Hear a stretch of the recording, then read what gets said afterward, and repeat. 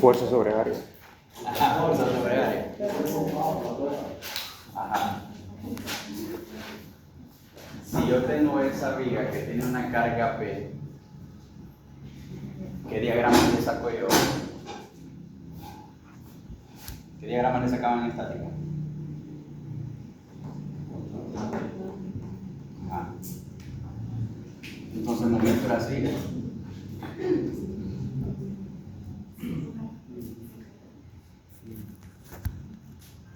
¿Cómo era el diagrama de cortante para esa viga? Ah.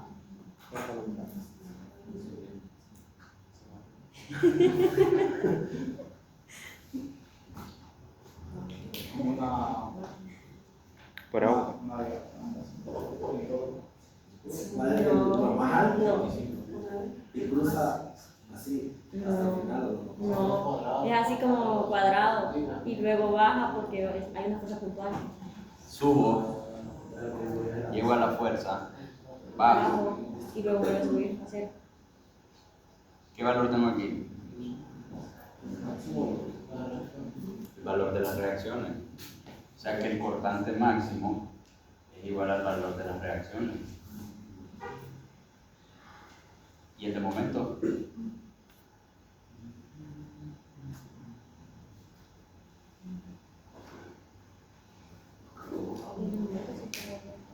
¿Ustedes lo saben? No lo digan. Ese es como una parábola. No.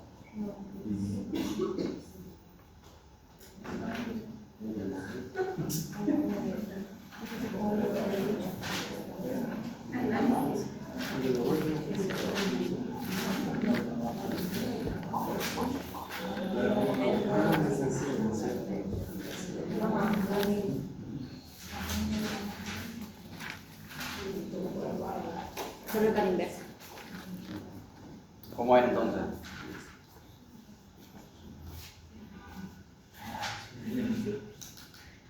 ¿Cómo? Ya ve, ahora le dije que era así, me dije que no. Triángulo. ¿Cuánto vale? Esa es la constante máxima. WL entre 8. L cuadrado entre 8. Todas las respuestas que me están dando son de esta viga.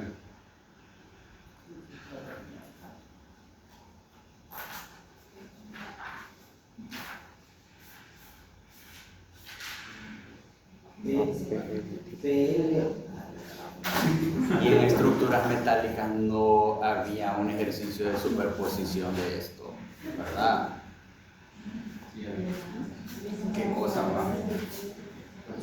Bueno, a lo que quería llegar es que esta fuerza lo que está tratando de hacerle a este edificio es cortarlo, se le está ejerciendo un esfuerzo cortante. ¿Cómo va a funcionar esta cortante basal? Que así se llama, cortante porque sucede en la base de ese edificio. Esta cortante, el edificio lo que hace es tener distintos modos de vibración. No solamente el edificio va a oscilar como un péndulo, el edificio puede tener distintas formas de moverse, porque usted no sabe si el sismo va a venir de este lado o si va a venir en una dirección perpendicular al marcador. Al igual que en viento, en sismo nosotros vamos a tener un análisis en X y un análisis en Y. Entonces, el edificio puede oscilar para acá o puede oscilar para acá, dependiendo de la geometría también puede tratar de deflectarse, etc. Los programas lo que hacen es que le seleccionan a usted el modo más crítico de vibración y esta cortante basal. Usted la va a empezar a distribuir en cada una de las losas. Aquí vamos a entrar a otro concepto. Asumamos que esta es la losa del trepiso, cualquiera de los tres pisos que están ahí, menos el último, porque no va a tener columna. Resulta que estas distribuciones matemáticas de esta cortante basal van a buscar algo que se llama el centro de rigidez del edificio. Si mi edificio es regular, asumamos que estoy con esta cortante 2, entonces esta cortante basal va a estar buscando ese centro de rigidez.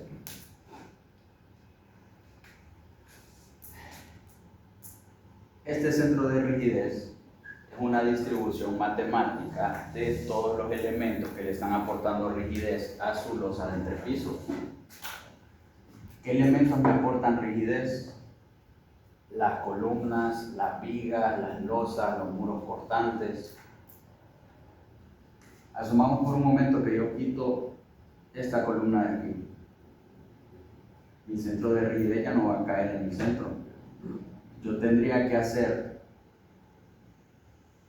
un análisis para saber ahora a dónde va a caer. Entonces, el centro de rigidez, como es una distribución matemática, va a empezar a buscar hacia los lados donde exista mayor rigidez. Entonces yo ya lo moví de su centroide.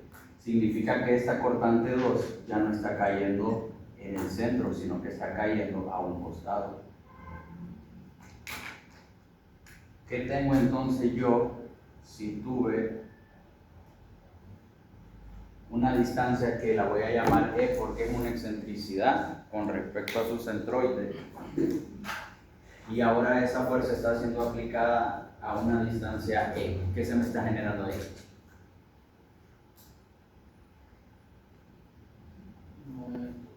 Un momento.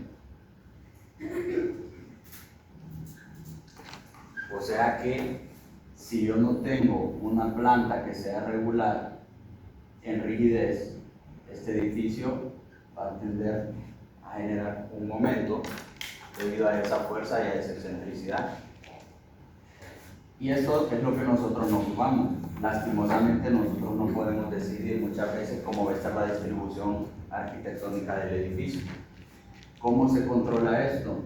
Agregando elementos que tienen mayor rigidez, como los muros cortantes. Los muros cortantes son paredes de concreto reforzado que me van a aportar rigidez. Y si por ejemplo yo tengo esta distribución y yo coloco muros cortantes por aquí, acá colocamos. Supongamos que yo coloco un muro cortante. Si nosotros estuviéramos viendo esto sería una pared. Solamente por agregarle esos 4 elementos a cortante, mi edificio se está rigidizando. Entonces yo lo que voy a conseguir es volver a regresar el centro de rigidez justo donde yo lo necesito. Y aquí yo mato 2 pájaros de un tiro, porque entonces estoy revisando la rigidez y también estoy generando comunicación entre el edificio.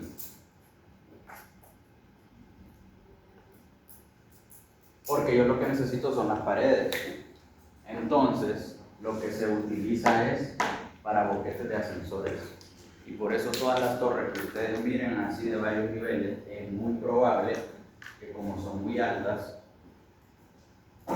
y generalmente las distribuciones son bien regulares en tema de rigidez. Entonces por aquí se colocan los elevadores. No he visto los planos de la universidad, pero estoy muy a favor de que probablemente donde están los ascensores sean paredes de muro cortante, para poder generar para poder controlar esa excentricidad en caso de que exista un sismo. Entonces, todo este tema de encontrar el centro de rigidez, nosotros no lo vamos a ver, pero sí tienen que saber que existen fuerzas cortantes distribuidas en cada uno de los niveles y que estas fuerzas cortantes van a actuar justo en las losas del entrepiso. Y que si yo no consigo esto, entonces mi edificio va a tender a torcerse. ¿Ok? Eso con respecto al concepto de base. Aquí tenemos el cortante en la base, va a ser una fuerza o cortante total lateral de diseño en la base de la estructura.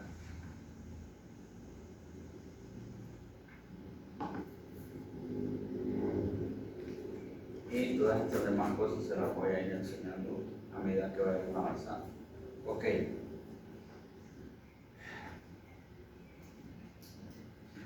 Los procedimientos y limitaciones para el diseño de estructuras se deberá determinar considerando la zonificación. O sea, no es lo mismo que usted vaya a diseñar un edificio por sismo en Choluteca que un edificio por sismo aquí en Tegucigalpa. O sea, es completamente diferente. También tienen que considerar características del sitio, porque claro está que si yo tengo un mejor o peor suelo, el efecto que va a tener el sismo dentro de mi edificio va a ser diferente. También les va a afectar la ocupación por el tema del peso y también por temas de factores de importancia, como miramos en viento. El sistema estructural es uno de los parámetros que más influyen junto con el peso del edificio. Y también la altura, que nos va a servir para poder generar un periodo, que esto, si ustedes se acuerdan, lo miraban en física cuando analizaban péndulos. Entonces yo necesitaba tener un periodo T donde ese péndulo estaba oscilando. Las fuerzas mínimas sísmicas de diseño deberán ser las determinadas de acuerdo con el procedimiento de fuerza lateral estática. Ok, aquí voy a hacer una diferenciación. Cuando nosotros hacemos un análisis por sismo, nosotros podemos llegar a tener dos tipos de análisis. Uno que es dinámico y otro análisis que es estático. El que vamos a ver nosotros es estático. O sea, vamos a encontrar un valor de la cortante basal y lo vamos a empezar a distribuir matemáticamente por todas las losas de entrepiso del edificio. ¿Cuál es el análisis dinámico? El análisis dinámico lo genera automáticamente el programa y lo que uno hace es ingresarle datos de aceleración y tiempo para que genere un acelerograma. Ese acelerograma lo que hace es que empieza a generar el sismo más crítico con los datos que se tengan dentro de la zona y empieza a recrear el sismo dentro del programa para que usted mire cómo se está moviendo el edificio. ¿Cuál es mejor? Depende de lo que esté haciendo, la verdad. Si usted me dice que está diseñando una casa de 2 niveles y le está haciendo un análisis dinámico, me parece exagerado. Si usted está haciendo un edificio de 20 pisos y le va a hacer un análisis estático, entonces ya hay muchas consideraciones que usted está obviando. No significa que uno sea mejor que otro, significa que uno es más conservador que otro y que tal vez uno le da parámetros un poco más específicos con respecto a estructuras que van a ser de bastante alcance. Vamos al primer criterio entonces, la zonificación. Nos vamos a guiar entonces por un factor de zona sísmica Z y es esa tabla que está ahí. ¿Cómo se lee esa tabla? Si usted está en una zona sísmica 1, su factor de zona sísmica Z va a ser 0.10 y así sucesivamente hasta que usted llega a la zona sísmica 6.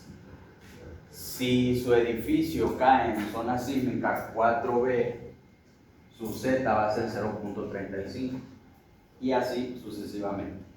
Abajo dice, la zona sísmica deberá determinarse del mapa de zonas en la figura 1.3.4-1. Entonces usted baja y aquí tengo ese mapa de zona sísmica de Honduras. ¿A dónde va a ser más crítico entonces diseñar por sismo? En el sur. ¿Por qué? La plaza. 0.50 llega hasta Va a ser de la plaza.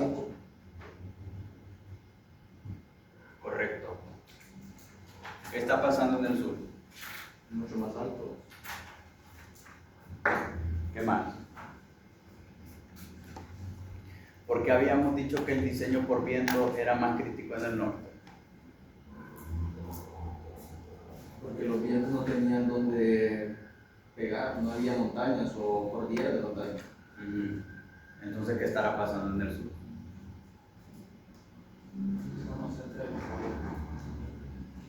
De las placas tectónicas, de la falla de Cocos. Entonces, ¿qué es lo que está pasando? Si nosotros analizamos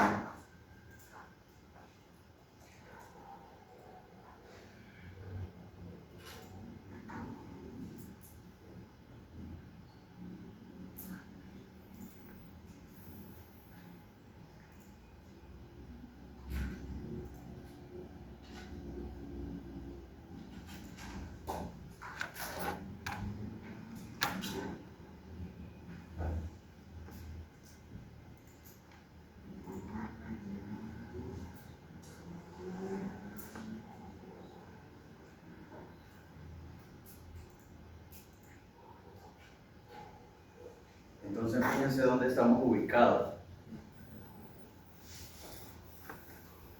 Aquí tenemos la placa de Coco. Empieza desde Panamá y empieza por todo el sur y agarra parte del territorio. Es más activa que la placa del Caribe.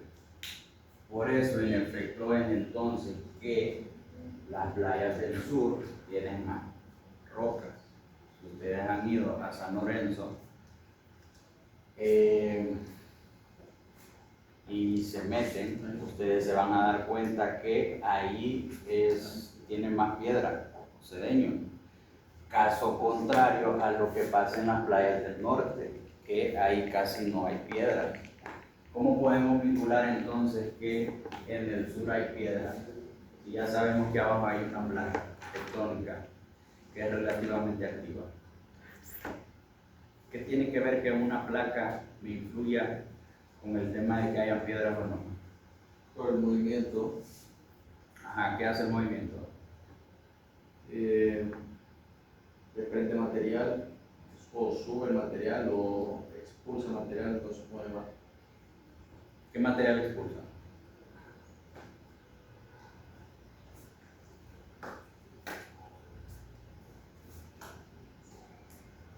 ¿Qué pasa cuando se mueven dos placas tectónicas? Ajá, choca. ¿Y el choque qué me genera? Montañas. Fricción. ¿Y la fricción qué me genera? Calor.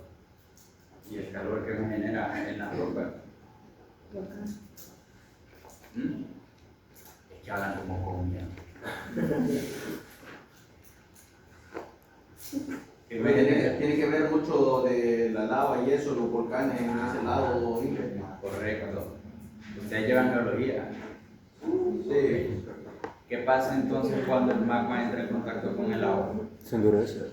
Ajá, ¿y qué me genera? Piedra. Rocas ígneas. Entonces, ahora cuando vayan al sur, aparte de acordarse de mí, se van a dar cuenta por qué las playas son más rocosas y por qué la gente prefiere las playas del norte, ¿verdad? ¿Tienen alguna duda? En pocas palabras, análisis por viento es más crítico en el norte y análisis por sismo es más crítico en el sur. No significa que lo tiene que despreciar, porque si usted se viene al Choco y usted quiere diseñar para Roatán, por ejemplo, fíjense entonces que es casi la misma isoyeta que nos toca para Tegucigalpa, pero a medida que usted se va acercando a Choluteca, inclusive a todas estas zonas de Ocotepeque, fíjense que la isoyeta está en 0.30 a 0.35, pero la más crítica está justo donde pasa la placa, que creo que la última que nosotros utilizaríamos sería la de 0.45. Eso. ¿Alguien tiene consulta hasta acá? No. ¿Cuál es la diferencia entre 4A y 4B? El factor. 4A es 0.30 y 4B es 0.35. Recuerden que para hacer este mapa, me imagino que tuvieron que hacer estudios, y en esto va a influir bastante el tipo de suelo que tienen.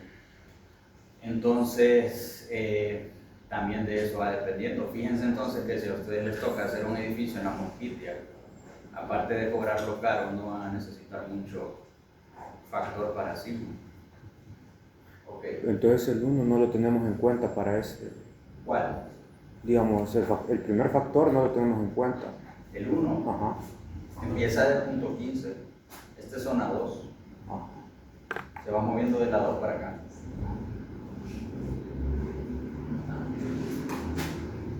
Ok.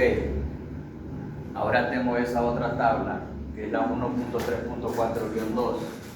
Y me dice, el tipo de perfil del suelo y los coeficientes del sitio deberán establecerse de acuerdo con la siguiente tabla. Ahí hay estos parámetros que están aquí, son para generar el espectro. El espectro es la simulación o el acelerograma que utiliza el programa para poder recrear el sismo. Si van a hacer un análisis dinámico, esto lo tienen que considerar. Pero nosotros para análisis estático solamente necesitamos esta tabla de coeficientes.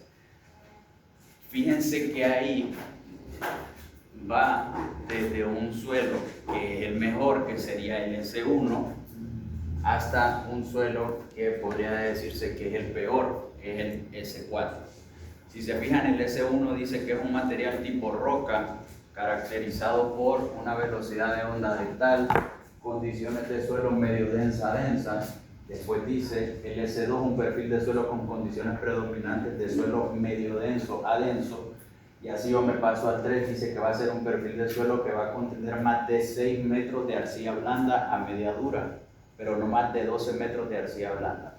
Y ya el S4 va a contener más de 12 metros de arcilla blanda, caracterizado por una velocidad de onda de tal. Ok. Es bien difícil que les cumpla todos esos parámetros. Entonces, ¿qué es lo que va a hacer usted? En realidad, que usted lo que tendría que hacer es tomar su estudio de suelo y preguntarle al geotécnico en cuál de esas caracterizaciones cae. ¿Cuál es la más parecida? Entonces, el mejor tipo de suelo va a ser el S1 y así sucesivamente.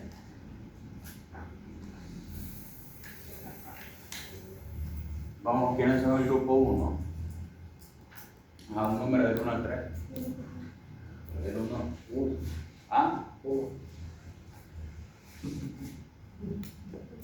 ¿En el grupo 2? Nosotros. 3. Entonces son ustedes, ¿no? Sí. Ahí están los tipos de suelo con los que van a diseñar el edificio.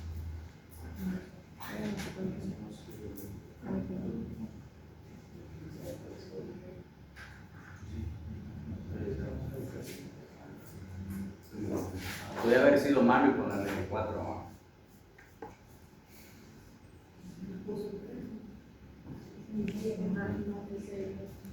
No está mal el 3. De hecho, para que un suelo llegue a tipo S1 es bien difícil. Generalmente se maneja entre 2 y 3. Para que sea tipo S4, a mí me decían en el laboratorio de suelo que tenía que ser un suelo chapsui, que usted excavaba y encontraba de todo.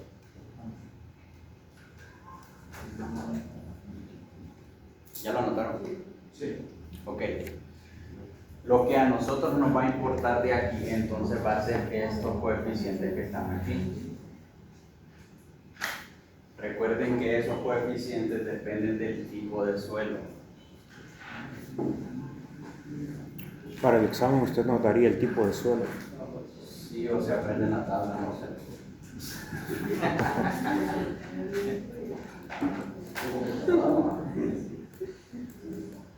Ok, esta tabla ya la habíamos visto en análisis de viento y es exactamente lo mismo.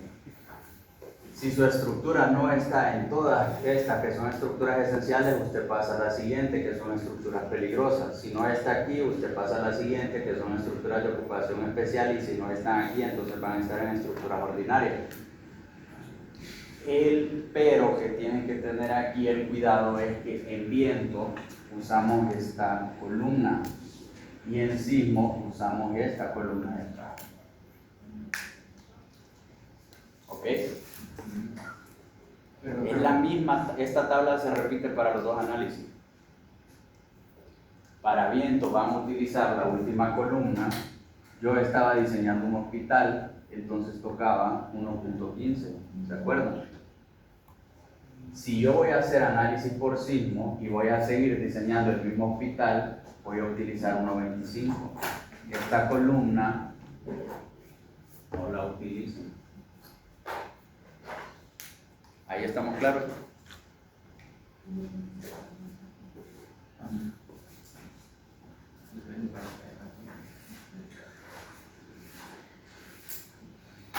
Miren, aquí hay otros temas en realidad que para hacer un análisis dinámico bien completo, uno tiene que encontrar el ciclo de rigidez, uno tiene que ver las irregularidades del edificio, y ese es un procedimiento bien largo. Por eso es que aquí el Choc les está hablando de estructuras irregulares.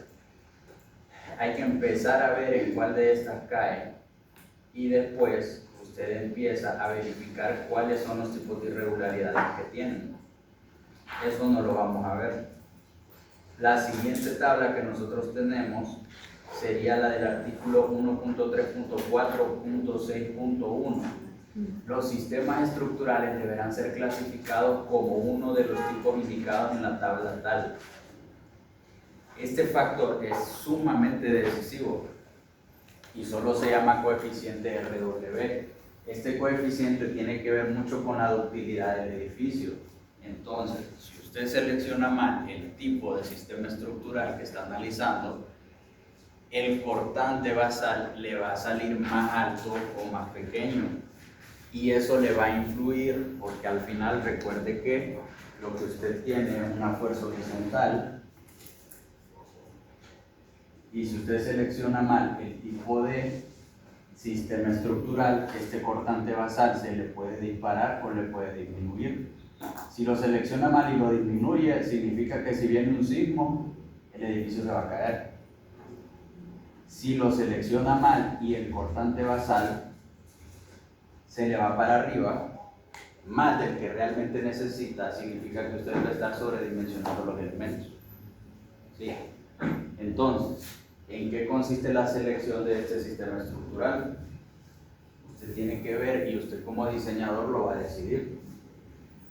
Si su sistema tiene muros de carga, entonces usted tiene que ver en cuál cae. Los muros de carga, recordemos que son entonces cuando nosotros tenemos todas las paredes del edificio en la parte inferior hechas por completo con paredes de concreto reforzado o con bloque reforzado. Entonces, aquí tendría que ir seleccionando usted. Si su edificio tiene muros cortantes, mira si son de concreto o si son de mampostería, y así sucesivamente. Fíjense entonces que aquí el Choc empieza a poner unos superíndices como cuando llevábamos estructuras metálicas y hacíamos el diseño por madera. Entonces esos superíndices los tenemos que ver. Si su edificio va a ser un sistema de marcos, usted puede tener paredes livianas con marcos y paneles de cortante, puede tener ese sistema de pórticos con muros cortantes, marcos arriostrados comunes. ¿A qué nos referimos con marcos arriostrados? Pues usted tiene un pórtico, por ejemplo, y que el pórtico trae una algetiras.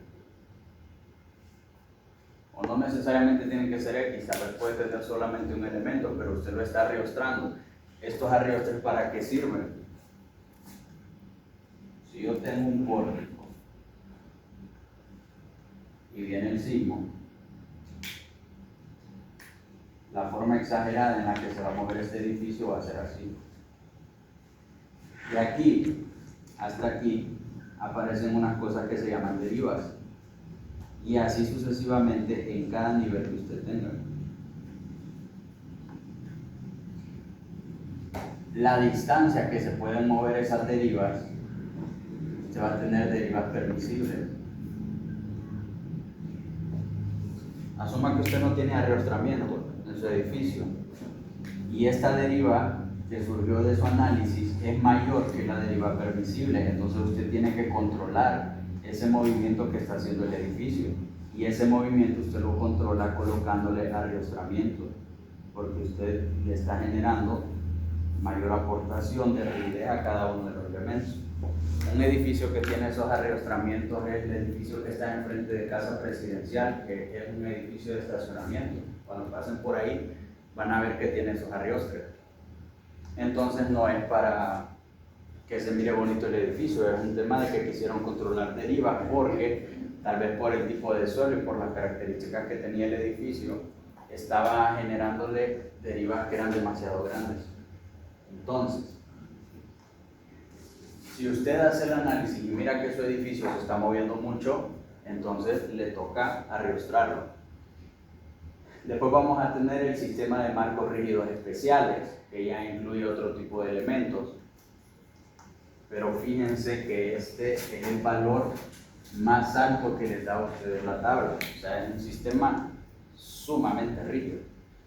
Ya después vamos a tener marcos semirrígidos, marcos rígidos comunes, y de aquí voy a tener de acero y de concreto. Y después puedo tener sistemas que van a hacer la combinación de varios sistemas de los que están arriba. Ok, fíjense. Yo no le voy a poner restricción para el proyecto. Y para el examen, yo les tengo que decir qué RW van a utilizar. Pero, si ustedes están haciendo un diseño en la vida real, fíjense lo que dice aquí. T superíndice. Prohibido en zonas sísmicas 4, 5 y 6. E. Prohibido en zonas sísmicas 4, 5 y 6. Por aquí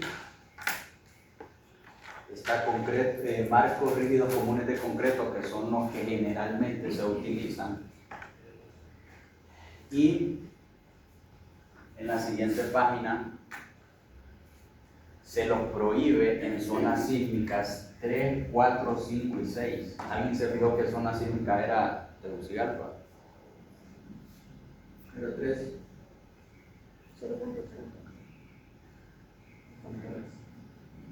Era 3.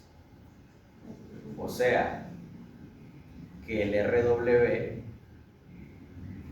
para marco rígido común de concreto está prohibido en la zona de Tegucigalpa. Significa que yo tengo que buscar, cuando estoy hablando de marco rígido común, es un marco como un pórtico, pero yo aquí tengo nodos rígidos. ¿Qué significa que sean nodos rígidos? Por ejemplo, si yo tengo un elemento de concreto y yo quiero que ese nodo sea rígido, yo lo que tengo que hacer es llevar todo este encofrado y lo empiezo a fundir de manera monolítica para que exista continuidad entre todos estos elementos y que, por ejemplo, cuando venga una fuerza horizontal, que puede ser una fuerza horizontal de viento, este momento que se le puede estar transmitiendo aquí, o un momento que yo traiga desde la base, ese momento lo único que va a ir haciendo va a ser irse transmitiendo en todo ese marco rígido. Por eso se llama marco rígido. Yo puedo tener pórticos que no necesariamente tengan marco rígido. No es que un marco sea mejor que otro, es que dependiendo del tipo de uso que vaya a tener su edificio, usted va a seleccionar o un marco o un pórtico. Entonces, considérenlo, porque aquí el CHOC les pone varias prohibiciones. No es que usted va a seleccionar un RW porque quiere. Usted tiene que ver qué tipo de sistema estructural va a utilizar. No es que usted se lo saca, que a todo RW le va a poner 8 o que le va a poner 6. Usted lo tiene que analizar. ¿Estamos claros?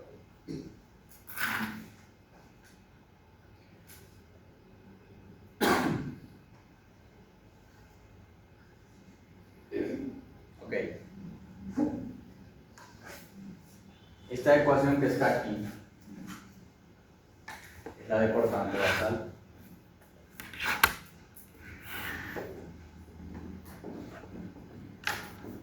Y me dice que el cortante basal va a ser igual a un Z, que dijimos que era el que era Z.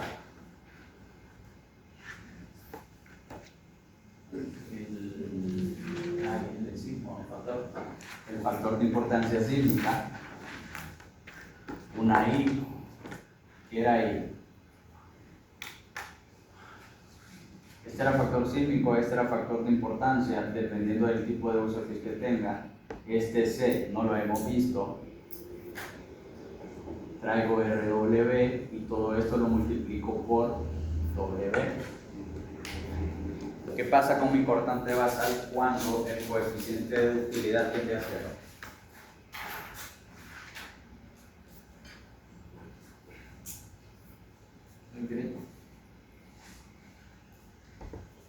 Era lo que les explicaba, si ustedes seleccionan mal el RW y lo tienden a 0, esta cortante basal les va a salir más alta. Y si esto lo elevan mucho, esta cortante basal les va a salir más baja. Este RW y este W son los factores que más les van a influir, porque este es un factor 0.25, asumamos. Este factor es un 1.25 y este es un factor C, que aquí van a haber varios peros. El primero, C va a ser igual a 1.25 veces S sobre T elevado a la 2/3. ¿Qué era S?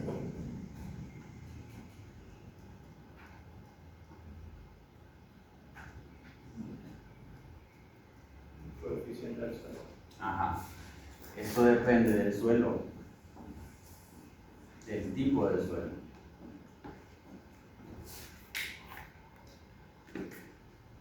Esto que está aquí en el periodo del edificio. ¿Cómo lo saco? T va a ser igual a C sub T multiplicado por H sub N elevado a la T cuarta. C sub T va a ser un factor que va a depender del tipo de sistema estructural que usted va a utilizar. Solo puede tener estos tres valores en C sub T. 0.0853 para marcos rígidos de acero, 0.0731 para marcos rígidos de concreto reforzado y marcos arriostrados excéntricamente. Si su edificio no está aquí y no está aquí, usted va a utilizar el último, 0.0488 para todos los demás edificios. De ahí sale C sub T. Y HN es la altura del edificio completa.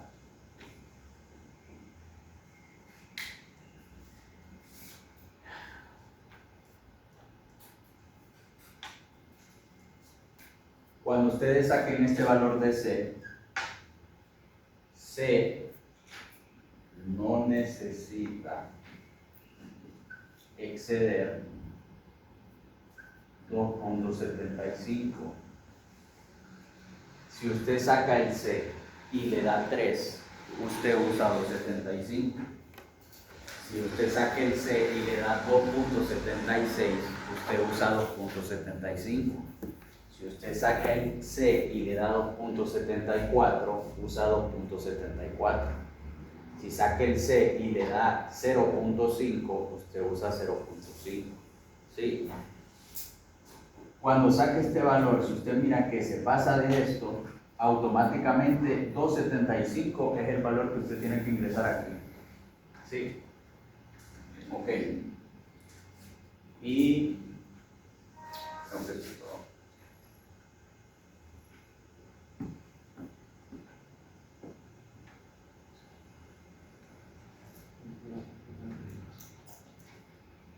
solo eso.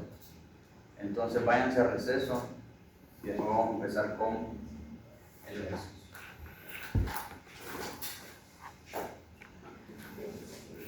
Regresan a las 6:20.